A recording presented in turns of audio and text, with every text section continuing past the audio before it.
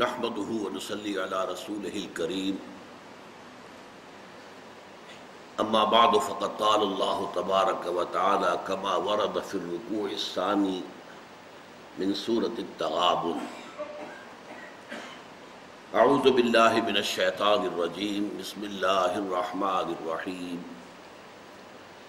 ما أصاب من مصيبة إلا بإذن الله ومن يؤمن بالله يهد قلبه والله بكل شيء عليم وأطيعوا الله وأطيعوا الرسول فإن توليتم فإنما على رسولنا البلاغ المبين الله لا إله إلا هو وعلى الله فليتوكل المؤمنون يا أيها الذين آمنوا إن من أزواجكم وأولادكم عدوا لكم فاحذروهم وإن تعفوا وتصفحوا وتغفروا فإن الله غفور رحيم إنما أموالكم وأولادكم فتنة والله عنده أجر عظيم صدق الله العظيم رب اشرح لي صدري ويسر لي امري واحلل عقدة من لساني يفقهوا قولي اللهم ربنا الهمنا رشدنا واعذنا من شرور انفسنا اللهم ارنا الحق حقا وارزقنا اتباعه وارنا الباطل باطلا وارزقنا اجتنابه آمین یا رب العالمین۔ سورہ تغابن کے دوسرے رکوع کی پہلی 3 آیات پر ہم ایک حد تک گفتگو کر چکے ہیں،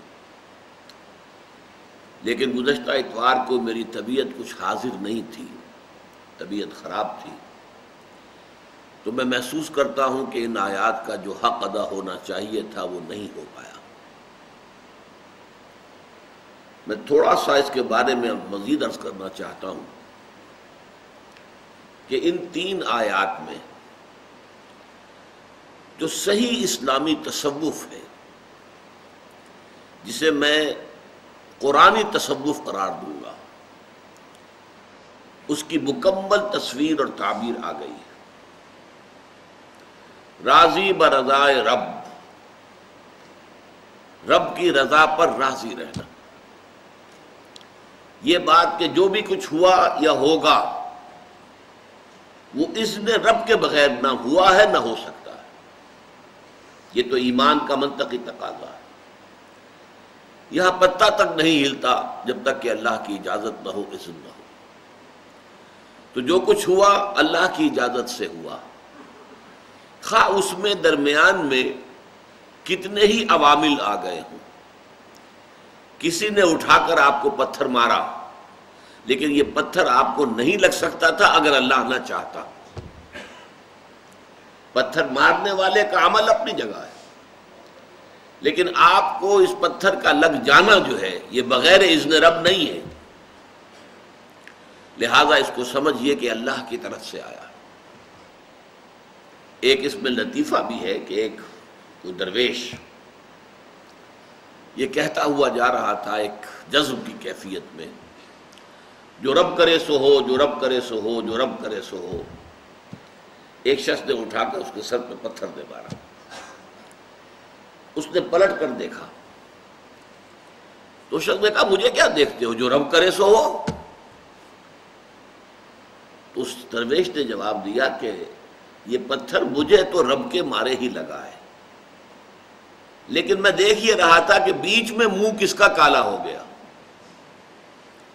کس نے اپنے لیے جو ہے وہ عذاب اللہ کا کما لیا، ورنہ مجھے بہرحال یہ پتھر لگا ہے تو اس میں اذن رب شامل ہے۔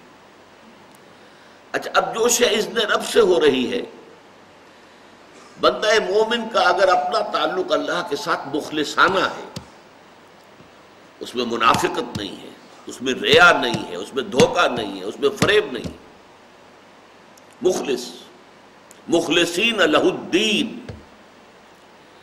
تو اللہ تعالیٰ کا تعلق بھی اس کے ساتھ ریسیپروکیٹ کرتا ہے۔ اللہ تعالیٰ انا عند ظن عبدی بی، حضور یہ اللہ کا قول ہے حدیث قدسی میں کہ میرا بندہ میرے بارے میں جو کچھ گمان کرتا ہے میں وہی سلوک اس کے ساتھ کرتا ہوں۔ اللہ تعالیٰ بھی مخلص ہے، اللہ تعالیٰ کی مرضی کے بغیر کچھ نہیں ہو سکتا، تو یقیناً جو کچھ ہوا ہے اس میں میرے لیے خیر ہے، چاہے فوری طور پر مجھے ناگوار گزرا ہے، مجھے تکلیف ہوئی ہے، میرے لیے یہ شے جو ہے ناپسندیدہ ہے، لیکن ان دی لانگ رن مجھے یقین ہے کہ اس میں خیر ہے۔ بیدک الخیر انک علی کل شیء قدیر، اے اللہ تیرے ہاتھ میں خیر ہی خیر ہے، تو ہر چیز پر قادر ہے۔ اچھا جو ہوگا وہ بھی اذن رب کے بغیر نہیں ہوگا، یہی تصور اس کے بارے میں ہونا ضروری ہے۔ اسی کا نتیجہ یہ نکلتا ہے جس کو قرآن مجید بار بار کہتا ہے، بار بار کہتا ہے، بار بار کہتا ہے، لا خوف علیہم ولا هم یحزنون۔ کیا مطلب اس کا؟ نہ ان پر کوئی خوف ہے نہ حزن سے دو چار ہوتے ہیں۔ عام طور پر یہ سمجھا جاتا ہے کہ یہ آخرت میں ہوگا، آخرت میں تو بتمام و کمال ہوگا، دنیا میں بھی ہوتا ہے۔ خوف کس بات کا بھائی؟ ہوگا وہی جو میرا رب چاہے گا، وہ میرا دوست ہے، میں اس کا ولی، وہ میرا ولی۔ الا ان اولیاء اللہ لا خوف علیہم ولا هم یحزنون، جو اللہ کے ولی ہوتے ہیں، اللہ کے دوست ہوتے ہیں، ان کے نہ کوئی خوف ہوتا ہے نہ حزن ہوتا ہے۔ خوف کس بات کا؟ ہوگا وہ جو اللہ چاہے گا، اور جو کچھ اللہ چاہے گا اس میں کوئی نہ کوئی خیر ہوگا، چاہے فوری طور پر مجھے نظر نہ آئے۔ قرآن کہتا ہے سورہ بقرہ میں عسیٰ ان تکرہوا شیئا وہو خیر لکم وعسیٰ ان تحبوا شیئا وہو شر لکم، عین ممکن ہے کہ تم کسی چیز کو ناپسند کرو درحالے کہ اسی میں تمہارے لیے خیر ہو، اور عین ممکن ہے کہ تم کسی چیز کو پسند کرو درحالے کہ اس میں تمہارے لیے شر ہو۔ اللہ یعلم وانتم لا تعلمون، اللہ جانتا ہے تم نہیں جانتے۔ تم افعال و اعمال و احوال و واقعات کے ظاہر کو دیکھتے ہو، اس سے متاثر ہو جاتے ہو، اس کے پردے میں کیا مشیت اذنی ہے، کیا ارادہ خداوندی ہے، اس کے پشت پر کیا چیز ہے جو اللہ تعالیٰ کو مطلوب ہے، یہ ہمیں نظر نہیں آتا۔ وی آر شارٹ سائٹڈ، ہماری نگاہ جو ہے بس کچھ دور تک جاتی ہے، اس سے آگے نہیں جاتی۔ لہذا افعال و اعمال و احوال و واقعات کے صرف ظاہر پر ہماری نگاہ ہے، باطن پر تو ہے ہی نہیں، لہذا ہم اس سے متاثر ہوتے ہیں۔ تو در حقیقت ایمان کا حاصل الا ان اولیاء اللہ لا خوف علیہم ولا هم یحزنون، اللہ کے دوستوں پر نہ کوئی حزن ہے نہ خوف ہے، کوئی سوال ہی پیدا نہیں ہوتا۔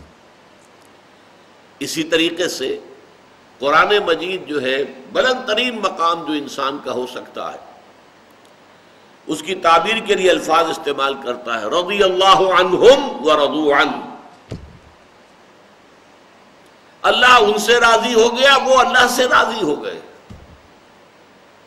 یہ باہمی رضامندی ہے، دو طرفہ، دو طرفہ اللہ کے ساتھ تعلق ہوتا ہے، دو طرفہ تعلق ہوتا ہے۔ تم اللہ سے محبت کرو گے، اللہ تم سے محبت کرے گا۔ تم اللہ کے ساتھ مخلص ہوگے، اللہ تعالیٰ تمہیں واقعتاً اپنا مخلص بندہ بنا لے گا۔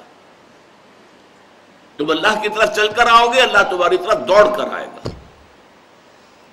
تم بارش برآؤ گے، اللہ ہاتھ برائے گا۔ تم اسے محفل میں یاد کرو گے، اللہ اس سے کہیں بہتر محفل میں تمہارا تذکرہ کرے گا، ملائکہ مقربین کی محفل میں۔ تم اللہ کو اپنے دل میں یاد کرو گے، اللہ اپنے جی میں تمہیں یاد کرے گا۔ یہ دو طرفہ معاملہ ہے۔ تم اللہ کی مدد کرو گے، اللہ تمہاری مدد کرے گا۔ ان تنصروا اللہ ینصرکم ویثبت اقدامکم، اگر تم اللہ کی مدد کرو گے، اللہ کی مدد سے مراد کیا؟ اللہ کے دین کی مدد، اس کی نصرت، اللہ تمہاری مدد کرے گا۔ یہ رضی اللہ عنہم ورضوا عنہ سورہ مائدہ میں بھی آ رہا ہے، سورہ توبہ میں، سورہ مجادلہ میں، سورہ بینہ میں 4 مرتبہ ہے۔ یہ مضمون جو ہے راضی برضائے رب، تسلیم و رضا، اور دوسری طرف توکل علی اللہ، وسائل و ذرائع میں نتیجہ خیزی کی کوئی صلاحیت نہیں ہے۔ جو بھی اشیاء ہیں ان میں جتنی پراپرٹیز ہیں ان کی، وہ اللہ کی عطا کردہ ہے، لیکن اللہ اشیاء کو پراپرٹیز عطا کرنے کے بعد خود پابند نہیں ہو گیا کہ اب کیا کروں، میں نے تو قانون بنا دیا، واٹر کیپس اٹس لیول، اب میں سمندر کو پھاڑ تو نہیں سکتا، موسیٰ اور ان کے ساتھیوں کو کیسے نجات دوں؟ نہیں، وہ قانون اللہ کی مرضی کے تابع، اللہ جب چاہے قانون توڑ دے، اس کا بنایا ہوا قانون ہے۔ واٹر کیپس اٹس سرفیس، پانی واقعتاً اپنی سطح برقرار رکھتا ہے، لیکن ایک مرتبہ ہوا ہے کہ عصائے موسوی کی ایک ضرب سے سمندر پھٹ گیا، فنفلق، ایسا پھٹا ہے، فکان کل فرقن کالطود العظیم، دونوں طرف جو ہے وہ بڑی چٹانوں کے مانند پانی کھڑا ہو گیا، اور حضرت موسیٰ اور ان کے ساتھی نکل گئے، بچ کر نکل گئے، اور جب فرعون اور اس کا لشکر آیا وہ دونوں پارٹ آپس میں مل گئے اور غرق ہو گئے۔ ایسا نہیں ہے کہ اللہ تعالیٰ نے آگ میں جلانے کی صلاحیت پیدا کی ہے تو اب اللہ کے ہاتھ بن گئے، میں کیا کروں، میں تو کچھ نہیں کر سکتا۔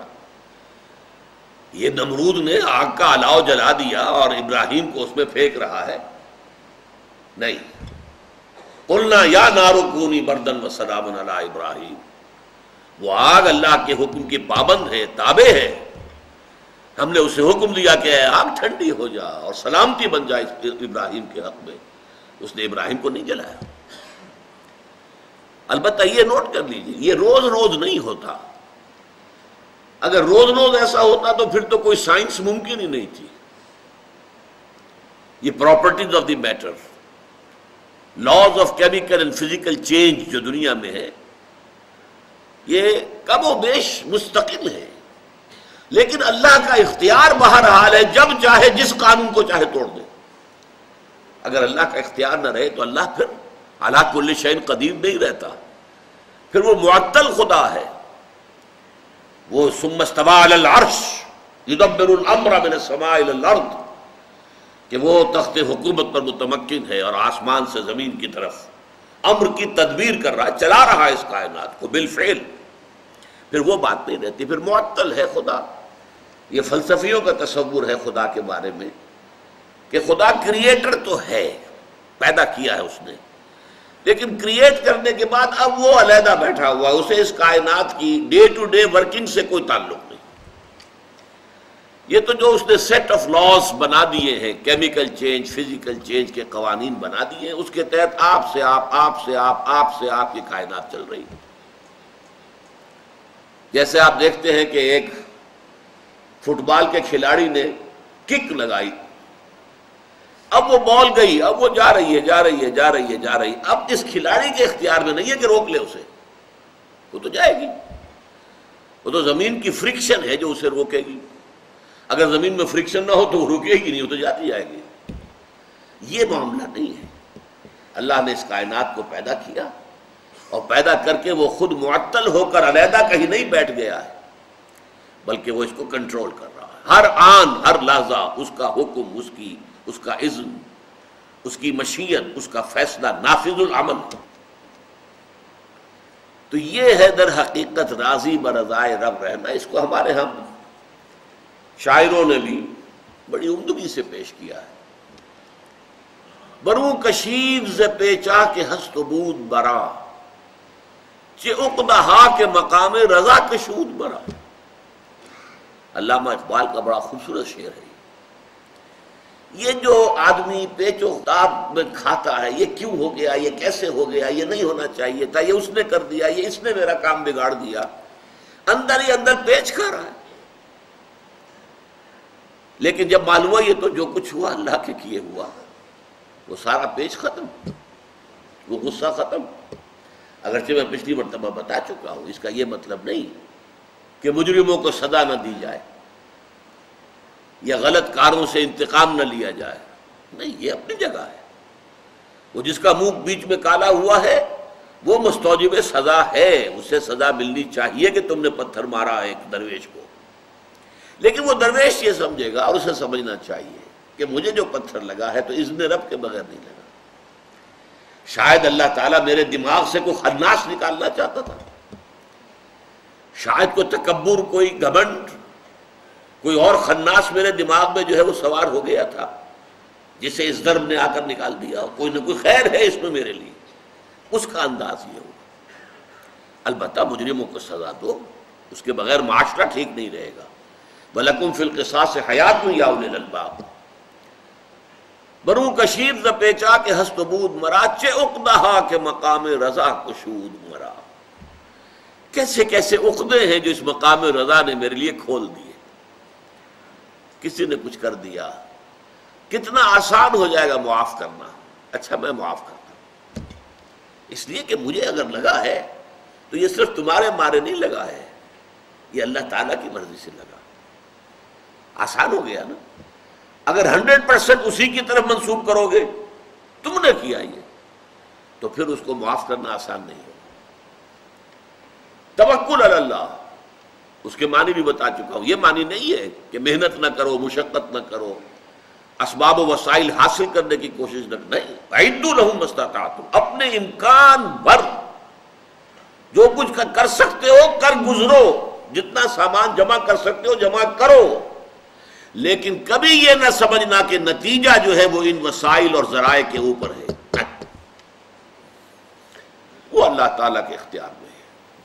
وسائل دھرے رہ جائیں گے، کوئی نتیجہ نہیں نکلے گا اگر اللہ کی مرضی نہیں، اور بغیر وسائل کے نتیجہ نکل آئے گا اگر اللہ چاہے. توکل اللہ پر اور راضی برضا اللہ کے ساتھ، اور ان دونوں کو جمع کر دیں تو پھر کہتے ہیں تفویض الامر الی اللہ، اللہ کے حوالے اپنی بات کر دینا. اے اللہ تو کرنا چاہتا ہے. دیکھیے اس کا ایک بڑا باریک نتیجہ نکلتا ہے. ہم دعا کرتے ہیں اللہ یوں کر دے، کیا مطلب؟ ہم اللہ کو پڑھا رہے ہیں، سکھا رہے ہیں؟ کیا ہم زیادہ بہتر جانتے ہیں اللہ سے؟ کیا پتہ جو ہم مانگ رہے ہیں اس میں خیر ہے بھی کہ نہیں ہے؟ اللہ یعلم وانتم لا تعلمون. آسان تکرہوا شیئا وہو خیر لکم، اے اللہ ایسا نہ ہو جائے، ہو سکتا ہے اسی میں خیر ہو، اور اے اللہ ایسا ہو جائے، ہو سکتا ہے اس میں شر ہو. شر مانگ رہے ہو. وَيَدْعُ الْإِنسَانُ بِالشَّرِّ دُعَاءُهُ بِالْخَيْرِ. انسان کا حال تو یہ ہے کہ بظاہر تو وہ خیر مانگ رہا ہوتا ہے، حقیقت میں اپنے لیے شر مانگ رہا ہوتا ہے. جو چیز مانگ رہا ہے اس کے حق میں شر ہے، اسے معلوم نہیں ہے. دیکھیے دعا کی نفی ہو جائے گی بالکل. میں اللہ کو کیا پڑھاؤں، کیا سکھاؤں؟ وہ سب کچھ جانتا ہے. افوض امری الی اللہ، میں اپنا معاملہ اللہ کے حوالے کرتا ہوں. ان اللہ بصیر بالعباد، اللہ اپنے بندوں کو دیکھ رہا ہے، اسے میرے حالات کا علم ہے، میرے مسائل کا علم ہے، میری مشکلات کا علم ہے. کوئی چیز میں اس کے علم میں اضافہ نہیں کر سکتا.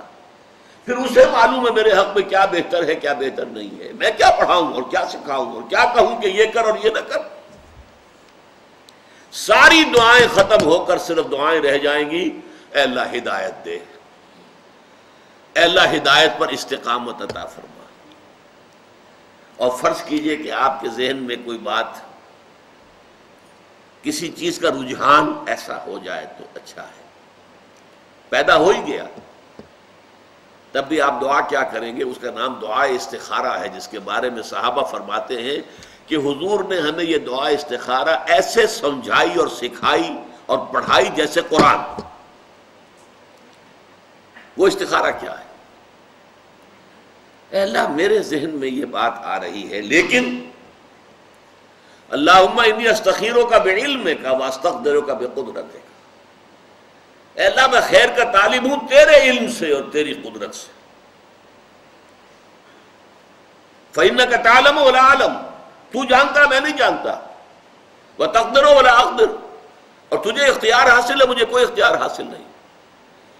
اللہم ان کنت تعلم، اے اللہ اگر تیرے علم میں یہ ہے ان ھذا الامر، کہ یہ معاملہ جو میرے دماغ میں آیا ہے، ان ھذا الامر خیر لی فی دینی و معاشی و عاقبت امری، اگر یہ واقعتاً میرے حق میں خیر ہے دینی اعتبار سے بھی، دنیاوی اعتبار سے بھی اور آخرت کے اعتبار سے بھی، فاقدرہ لی و یسرہ لی ثم بارک لی فیہ، تو پھر اس چیز کو میرے لیے مقدر کر دے، آسان کر دے، مجھے وہ شے دے دے، اور پھر مجھے اس میں برکت بھی عطا فرما دے۔ وَإِن كُنتَ تَعْلَمُ أَنَّ هَذَا الْأَمْرَ شَرٌّ لِّي فِي دِينِي وَمَعَاشِي وَعَاقِبَةِ أَمْرِي، اگر تیرے علم میں یہ ہے کہ یہ معاملہ شر ہے، جو میرے دماغ میں تو آیا ہے لیکن یہ معاملہ شر ہے میرے لیے، میری دنیا کے اعتبار سے بھی، میرے دین کے اعتبار سے بھی، آخرت کے اعتبار سے بھی، فَاصْرِفْهُ عَنِّي، تو اے اللہ اس کو مجھ سے دور کر دے، وَاصْرِفْنِي عَنْهُ، مجھے اس سے دور کر دے، اسے مجھ سے دور کر دے، وَاقْدُرْ لِي الْخَيْرَ حَيْثُ كَانَ، اور میرے لیے طے فرما دے خیر بھلائی جہاں بھی کہیں میں ہوں، ثُمَّ أَرْضِنِي بِهِ، پھر مجھے اس پر راضی کر دے، میرے دل میں کوئی شکوہ نہ رہے، یہ نہ یوں نہ ہوتا یہ ہو جاتا، نہیں، پھر اللہ پر گویا کہ ووٹ آف نو کانفیڈنس ہے، یہ یوں ہو جاتا یوں نہ ہوتا، کیا ہے اللہ نے تو in a way it's a vote of confidence, no confidence in Allah. یہ ہیں اصل میں چیزیں ایمان کے اصل حقائق۔ جو شخص ان کے اس کیفیت کے جتنا نزدیک ہوگا اتنا ہی واقعتاً ایمان اس کی دلوں کی، اس کے اعصاب، اس کی سوچ، اس کی گہرائیوں میں اتر گیا، اور جتنا اس کیفیت سے محروم ہوگا، چاہے اس نے داڑھی کتنی لمبی کر لی ہو اور جبہ قبا یہ وہ سب کچھ کر لیا ہو، حقیقت ایمان سے بہرہ بر نہیں۔ اس سلسلے میں 2 حدیثیں بھی آپ کو سنانا چاہتا ہوں۔ حضرت ابو ہریرہ سے روایت ہے رضی اللہ تعالیٰ عنہ، صحیح مسلم کی روایت، حضور نے فرمایا المؤمن القوی خیر واحب الی اللہ من المؤمن الضعیف، مومن طاقتور جو ہو وہ بہتر بھی ہے، اللہ کو زیادہ محبوب بھی ہے ایک کمزور مومن کے مقابلے میں۔ وفی کل خیر، ہاں خیر سب میں ہے، کمزور ہے مومن یا قوی ہے، خیر سب میں ہے۔ احرص علی ما ینفعک واستعن باللہ، جو چیز بھی تمہارے لیے مفید ہو اللہ سے وہ مانگو اور اللہ سے مدد چاہو۔ وَإِنْ أَصَابَكَ شَيْءٌ فَلَا تَقُلْ لَوْ أَنِّي فَعَلْتُ كَانَ كَذَا وَكَذَا، اگر کوئی تمہیں تکلیف آ جائے تو کبھی نہ کہنا کاش میں نے یوں کیا ہوتا تو ایسے ہو جاتا، ایسے ہو جاتا، میں بچ جاتا۔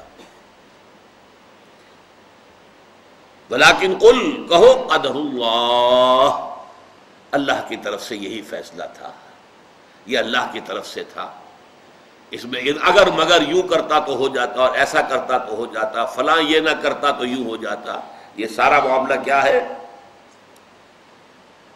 وما شاء فعل، جو اللہ چاہتا ہے کرتا ہے۔ فإن لو تفتح عمل الشیطان، اس لیے کہ یہ کلمہ لو جو کاش ایسا ہو جاتا، کاش میں یہ کر لیتا اس وقت، تو پھر یہ مصیبت ٹل جاتی، یہ شیطانی عمل کا آغاز ہے۔ یہ ہے حقیقت ایمان۔ اور سنیے، حضرت عبداللہ ابن عباس رضی اللہ تعالیٰ عنہما سے روایت ہے ترمذی شریف میں، حضور نے خاص طور پر ایک مرتبہ تلقین فرمائی باتیں، وعلم، اے نوجوان اس حقیقت کو جان لے، ان الامت الذی اجتمعت علی ینفعوک بشیء لم ینفعوک الا بشیء قد کتب اللہ لک، تمام انسان جمع ہو کر تمہارے لیے کوئی خیر کرنا چاہیں، بھلائی کرنا چاہیں، نہیں کر سکتے مگر بس وہی کچھ جو اللہ نے طے کر دی ہو۔ وَإِنِ اجْتَمَعُوا عَلَىٰ يَضُرُّوكَ بِشَيْءٍ لَمْ يَضُرُّوكَ إِلَّا بِشَيْءٍ قَدْ كَتَبَ اللَّهُ لَكَ، تمام انسان مل کر تمہیں کوئی تکلیف پہنچانا چاہیں نہیں پہنچا سکتے مگر صرف وہی جو اللہ کی طرف سے لکھی ہوئی ہے مقدر۔ تو بتائیے کس سے لالچ، کس سے توقع؟ اللہ کے سوا نہ کسی سے توقع رکھو۔ یہ طول عمل جو ہوتا ہے دنیا میں، امیدیں، آپ امیدیں رکھیں گے تو مایوسیاں بھی بہت ہوگی۔ دوست سے یہ امید نہیں تھی جو اس نے کیا ہے، آپ نے امید رکھی کیوں تھی؟ اس کی امیدیں قلیل، اس کے مقاصد جلیل۔ امیدیں بہت کم رکھو، جو رکھو اللہ سے رکھو، ماں سوى اللہ سے امید نہ رکھو۔ اس کی امیدیں قلیل، اس کے مقاصد جلیل۔ زندگی کے اندر اپنے مقاصد بلند کرنا۔ بڑا پیارا ایک واقعہ ہوا تھا، مولانا محمد علی جوہر رحمۃ اللہ علیہ ایک دفعہ جیل گئے تو ان کی ایک بیٹی جوان بیمار ہوئی اور فوت ہو گئی۔ دوسری دفعہ جیل گئے تو ایک اور بیٹی اسی مرض میں مبتلا ہو گئی۔ جیل میں اطلاع آئی، جیل سے خط لکھا لیکن نظم کی شکل میں، تیری صحت ہمیں منظور ہے لیکن اس کو نہیں منظور تو ہم کو بھی منظور نہیں۔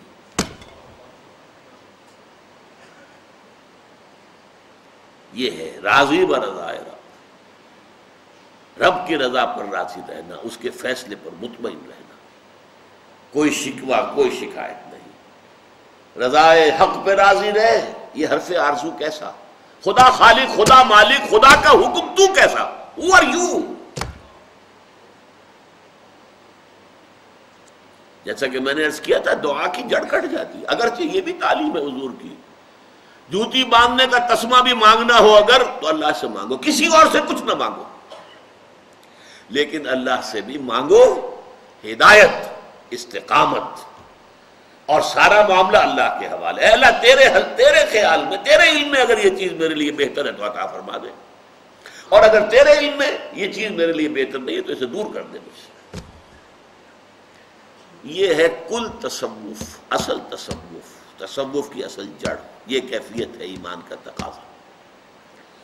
اب آئیے، یہ جو 3 آیتیں تھیں یہ میں نے عرض کیا تھا آپ سے، ایک فرد کو انڈیویجول کی حیثیت سے جو حالات و واقعات اس پر وارد ہوتے ہیں اور جو افعال و اعمال اس سے صادر ہوتے ہیں، دو ہی ہے نا ہماری شخصیت کے پہلو۔ کچھ ہم پر حالات وارد ہو گئے، آفاقی کوئی بات ہو گئی، زلزلہ آ گیا، سیلاب آ گیا، سائیکلون آ گیا، وغیرہ وغیرہ، یا بیماری ہو گئی، کینسر ہو گیا، کچھ بھی ہو گیا، جو بھی ہے اچھا اللہ کی مرضی ہے، جو اللہ کا فیصلہ راضی ہے، اور جو صادر ہو رہا ہے وہ ہو اطاعت کے سانچے میں ڈل کر، وَأَطِیعُوا اللَّهَ وَأَطِیعُوا الرَّسُولَ فَإِن تَوَلَّیْتُمْ فَإِنَّمَا عَلَىٰ رَسُولِنَا الْبَلَاغُ الْمُبِینُ۔ اطاعت کرو، اللہ کی اطاعت کرو، رسول کی، اور اگر تم نے منہ موڑ لیا تو جان لو کہ ہمارے رسول پر سوائے صاف صاف پہنچا دینے کی اور کوئی ذمہ داری نہیں۔ بڑا پیارا شعر یاد آیا ہے مجھے، فانی تیرے عمل ہمتن جبر ہی سہی، سانچے میں اختیار کے ڈھالے ہوئے تو ہیں۔ ہمیں محسوس تو ہوتا ہے نا کہ ہمارا اختیار ہے، میں یہ کروں یا نہ کروں، اس کو اٹھا لوں یا نہ اٹھاؤں، اٹس مائی چوائس۔ لیکن ایک خیال یہ کہ نہیں، انسان جو ہے وہ مجبور بحث ہے، میں اس کا قائل نہیں ہوں اس وقت، وہ تو شعر اچھا ہے اس لیے سنا دیا آپ کو۔ میں کہتا ہوں اگرچہ مجھے میرے نفس کی کوئی خواہش ہے، وہ نفس کی خواہش ہے، لیکن وہ اطاعت خداوندی اور اطاعت رسول کے سانچے میں ڈھل کر ہو۔ پیٹ کھانے کو مانگتا ہے، حلال کھاؤ، حرام مت کھاؤ۔ جنسی شہوت ہے، حلال سے پوری کرو، حرام سے نہیں۔ تمہارے سارے تقاضے چاہے وہ ذاتی ہیں، نفسانی ہیں، کوئی پرواہ نہیں، اللہ نے وَإِنَّ لِنَفْسِكَ عَلَيْكَ حَقًّا، تمہارے نفس کے بھی تم پر حقوق ہیں، نفس کے حقوق بھی پورے کرو، ادا کرو، لیکن سانچے میں اطاعت کے ڈھالے ہوئے تو ہوں، وہ اللہ تعالیٰ، اللہ کے رسول، ان کی اطاعت کے سانچے میں ڈھلے ہوئے وہ افعال و اعمال تم سے صادر ہوں، اور جو کچھ تم کر رہے ہو اس میں نتیجہ اللہ کے ہاتھ میں، توکل اللہ پر، وسائل پر نہیں، اپنی ذہانت پر نہیں، اپنی کوشش پر نہیں، وسائل و ذرائع پر نہیں، اللہ کے ساتھ۔ اب اگلے چلیے، انسان دنیا میں اکیلا اکیلا نہیں ہے،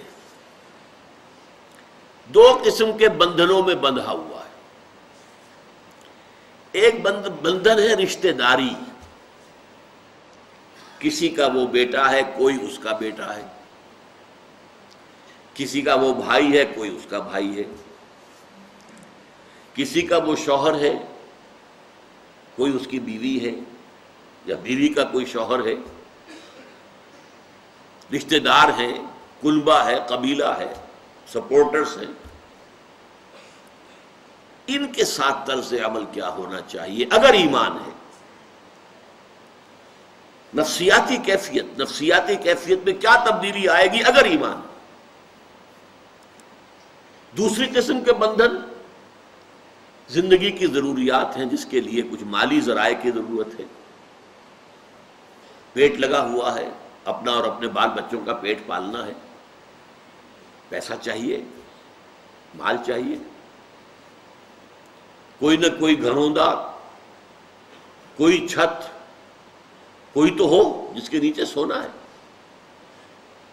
تو مال و اسباب دنیاوی اور دنیاوی رشتہ داریاں، یہ دو چیزیں ہیں کہ ایک انڈیویجول اپنے انڈیویجول حیثیت میں ہم بحث کر چکے، جو کچھ وارد ہوا اور جو کچھ صادر ہوا۔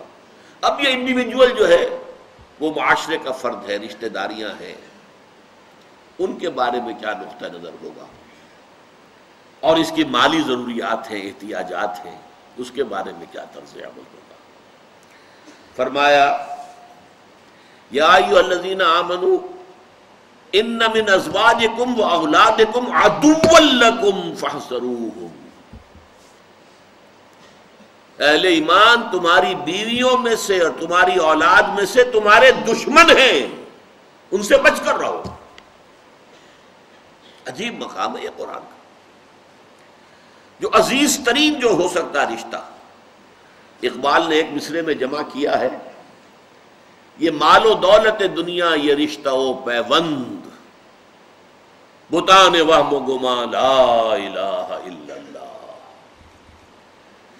یہ نظم علامہ اقبال کی بڑے کسی گہری کیفیت کے اندر جو ہے ڈوب کر کہی گئی ہے، خودی کا سر نہاں لا الہ الا اللہ۔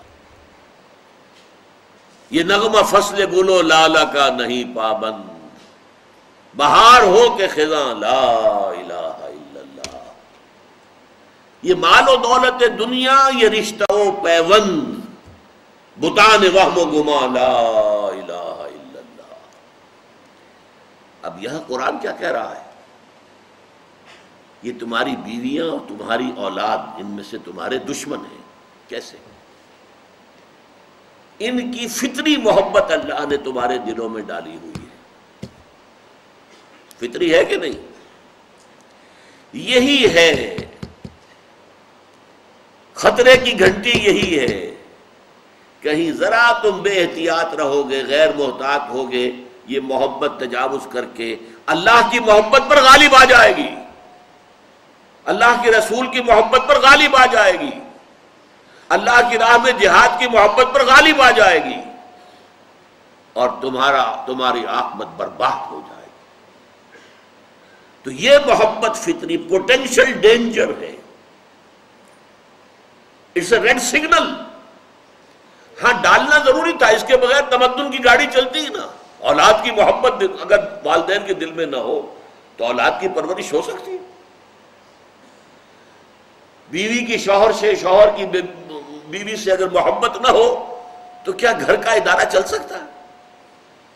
اللہ کو اس دنیا میں تمدن برقرار رکھنا ہے، نسل انسانی کو چلانا ہے، لہذا محبت ڈال۔ محبت در حقیقت تمہارے لیے خطرے کا نشان ہے، خطرے کی گھنٹی ہے، لہذا بچ کر رہو، بی آن دی گارڈ، حفاظت کرو اپنی، دیکھتے رہو کہیں ان میں سے کسی کی محبت اللہ کی محبت اور اس کے رسول کی محبت اور اس کی راہ میں جہاد کی محبت سے بڑھ نہ جائے۔ اب یہاں میں آپ کو آیت سناتا ہوں، سورہ توبہ کی آیت نمبر 24۔ قل، اے نبی ان سے کہہ دیجئے، ان کان آباؤکم و ابناؤکم و اخوانکم و ازواجکم و عشیرتکم واموال اقترفتموها وتجارۃ تخشون کسادها ومساکن ترضونها احب الیکم من اللہ ورسولہ وجہاد فی سبیلہ فتربصوا حتی یاتی اللہ بامرہ واللہ لا یہدی القوم الفاسقین۔ اے لوگوں کان کھول کر سن لو، اگر تمہیں اپنے باپ، اپنے بیٹے، اپنے بھائی، اپنی بیویاں، اپنے رشتہ دار اور وہ مال جو تم نے جمع کیا ہے محبوب ہے، اور وہ کاروبار جو بڑی مشکل سے جمایا ہے، اس میں کساد کا، مندے کا تمہیں خوف رہتا ہے، اور وہ گھر جو تم نے بنائے ہیں، محل بنائے ہیں، حویلیاں بنائی ہیں، کوٹھیاں بنائی ہیں جو تمہیں بہت محبوب ہیں، اگر یہ 8 چیزیں، اب 8 میں 5 کیا ہے؟ رشتہ و پیوند، باپ بیٹا بھائی بیوی رشتہ دار، 3 ہے مال، مال تجارت اور جائیداد، یہ 8 چیزوں کی محبت اگر تمہارے دل میں 3 محبتوں سے زیادہ ہے، اللہ کی محبت، رسول کی محبت، اللہ کی راہ میں جہاد کی محبت، تو جاؤ دفع ہو جاؤ، اللہ کا تم سے کوئی سروکار نہیں، اور اللہ ایسے ناہنجاروں کو، ایسے نافرمانوں کو زبردستی ہدایت نہیں دیتا. Go and wait. یہ ہے وہ محبت. یا ایھا الذین آمنوا ان من ازواجکم واولادکم عدوا لکم فاحذروہ. البتہ من کہا ہے، سب ایسے نہیں ہوتے. حضرت خدیجہ بھی تو تھی نا، وہ تو ہر مرحلے پر معاون تھی حضور کی. بیویاں ایسی بھی ہوتی ہیں، اللہ تعالیٰ عطا فرما دے جس کو فرما دے. اولاد ایسی بھی ہوتی ہے جو والدین کے لیے ایسٹ بن جائے، صدقہ جاریہ بن جائے. عام قاعدہ کیا ہے، عام قانون کیا ہے کہ ان کی محبت، انہیں اچھے سے اچھا کھلانا ہے، اچھے سے اچھا پہنانا ہے، تعلیم اعلیٰ کرانی ہے، امریکن اسکول میں داخل کرنا ہے. جائز ذرائع سے ممکن نہیں ہے، حرام سے کماؤ، مارے گئے، برباد ہو گئے. حضور نے فرمایا سب سے بڑا بدبخت وہ ہے جو دوسروں کی دنیا بنانے کے لیے اپنی آخرت برباد کر رہے. تم اولاد کی دنیا بنا رہے ہو اور اپنی آخرت برباد کر رہے ہو. ان کی محبت کی وجہ سے تم نے حرام خوری شروع کی ہے. ان من ازواجکم واولادکم عدوا لکم فاحذروہ. یقیناً تمہاری اولاد اور تمہارے بیویوں میں سے تمہارے دشمن ہیں، بس بچ کر رہو، محفوظ رہو. Be on the guard, be on the alert. کہیں ایسا نہ ہو غفلت ہو اور وہ محبت چمکے سے آ کر اور آپ کے دل میں براجمان ہو جائے اللہ کی محبت سے اوپر، اور آپ کو پتہ بھی نہ چلے. لیکن اس کا یہ مطلب بھی نہیں. یہ قرآن مجید کی، قرآن میں جو توازن ہے، توازن، اس کی سب سے اعلیٰ مثال یہ آیت ہے. ایک طرف بیوی اور اولاد کو دشمن قرار دیا جا رہا، دوسری طرف وَإِن تَعْفُوا وَتَصْفَحُوا وَتَغْفِرُوا فَإِنَّ اللَّهَ غَفُورٌ رَحِيمٌ. اگر تم معاف کرتے رہو، اگر چشم پوشی سے کام لو، ان کی خطائیں بخشتے رہو، تو اللہ بھی تو غفور الرحیم ہے. 3 الفاظ ہم مانی. یعنی یہ نہیں ہو جانا چاہیے کہ گھر کا معاملہ جو ہے وہ ایک جنگ کا نقشہ، جنگ کے میدان کا نقشہ پیش کر رہا ہر وقت جو ہے لان تان ڈان ڈپٹ. یہ نہیں. اس سے تو رد عمل بھی پیدا ہو سکتا ہے، ضد پیدا ہو جاتی. اکثر مذہبی گھرانوں کے ساتھ یہ حادثے پیش آتے ہیں، بھیجا، زبردستی، جبر. نتیجہ کیا ہوتا ہے؟ رد عمل، بغاوت. اکثر یہ آیت ان کے لیے تیر بہدف ہے اگر واقعتاً اس پر غور کریں. کیسا توازن کیا ہے. ایک طرف تو سمجھو ان کی جو فطری محبت میرے دل میں ہے وہ میرے لیے ریڈ سگنل ہے. I have to be on the guard. ان میں سے کسی کی محبت بڑھ نہ جائے اللہ کی محبت اور اس کے رسول کی محبت اور اس کی راہ میں جہاد کی محبت سے.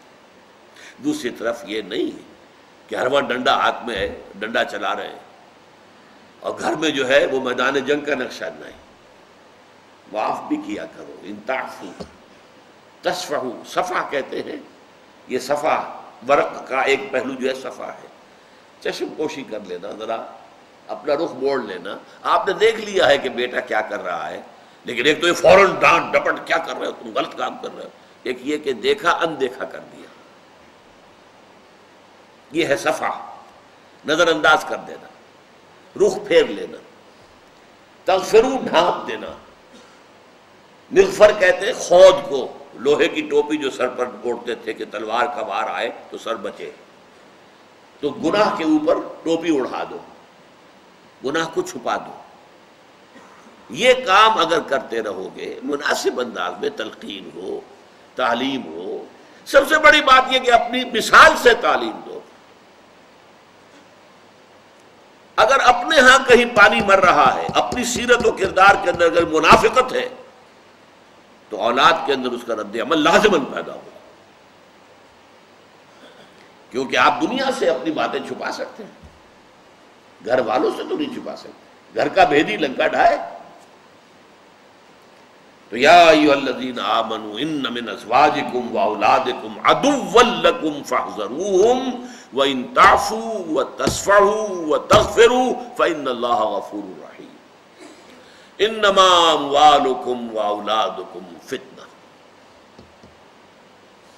اب وہ مال کا معاملہ آیا.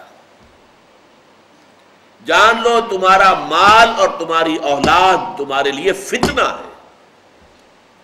فتنہ کسے کہتے ہیں؟ فتنہ کہتے ہیں کسوٹی، جس پر کہ رگڑ کر دیکھتے ہیں کہ یہ سونا جو ہے ٹھیک ہے یا کچھ جعلی ہے. فتنہ کسوٹی کو کہتے ہیں. یہ جسے تم ایسٹ سمجھ رہے ہو، یہ فتنہ ہے تمہارے لیے.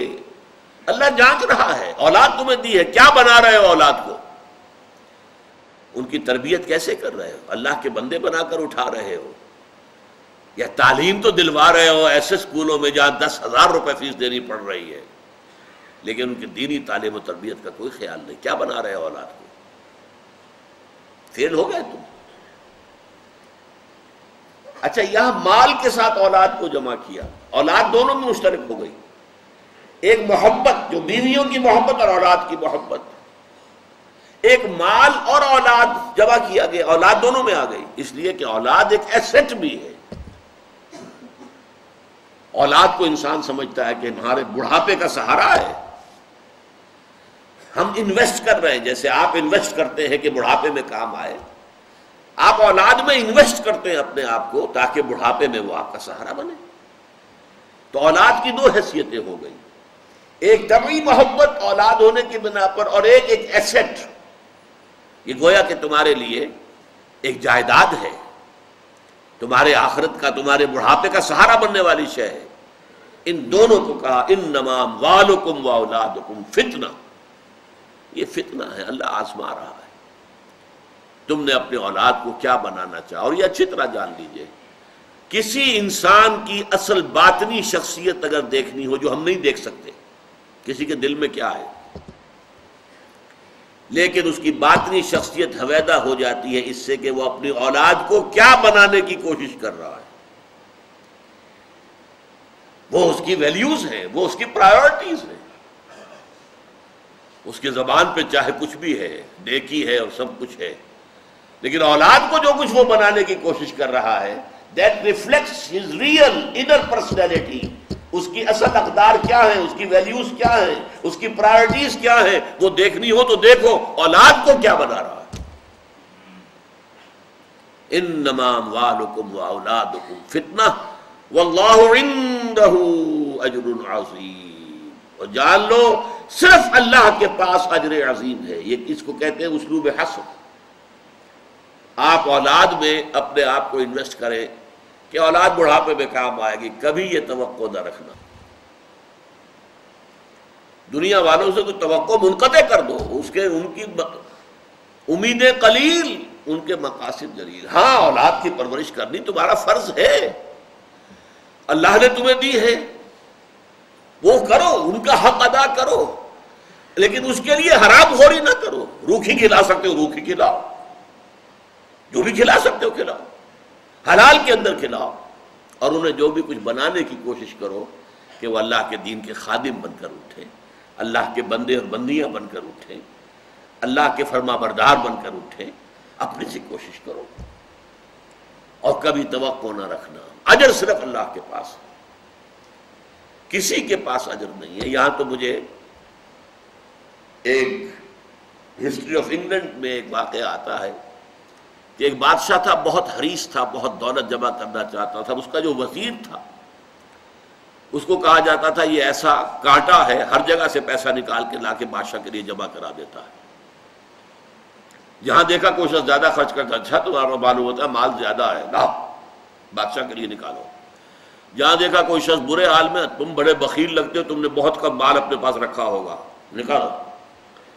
آخری عمر میں بادشاہ نے پھر اسے ذلیل کیا. بڑی حسرت سے اس نے کہا had I served God as I served the king. اگر میں نے کہیں بادشاہ کی خدمت اللہ کی خدمت اس طرح کی ہوتی جیسے کہ میں نے بادشاہ کی خدمت کی تھی وہ مجھے میرے اس بڑھاپے میں ذلیل نہ کرتا. لیکن یہ حسرت ہے. اللہ تعالیٰ اس حسرتناک انجام سے بچائے. بارک اللہ لی ولکم فی القرآن العظیم ونفعنی وإیاکم بالآیات والذکر الحکیم.